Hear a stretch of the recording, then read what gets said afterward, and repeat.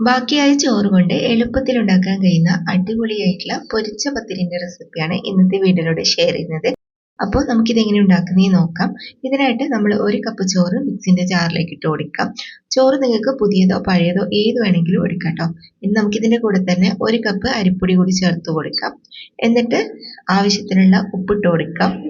നമ്മൾ ചോറെടുക്കുന്ന അതേ അളവ് തന്നെയാണ് അരിപ്പൊടി എടുക്കേണ്ടത്. ഇനി നമുക്ക് 1/2 കപ്പ് തേങ്ങ ചിരകിയത് ചേർത്ത് കൊടുക്കാം.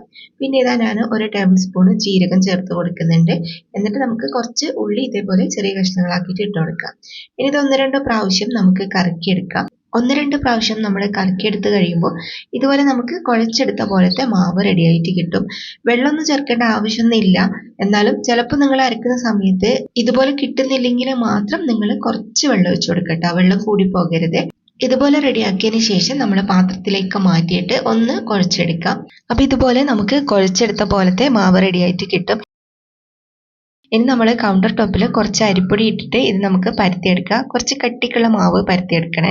എന്നിട്ട് ഇതാ ഇതുപോലെ നമ്മൾ കട്ട് ചെയ്തെടുക്കുക. നിങ്ങൾക്ക് ഇഷ്ടമുള്ള സൈസിൽ കട്ട് ചെയ്യാം.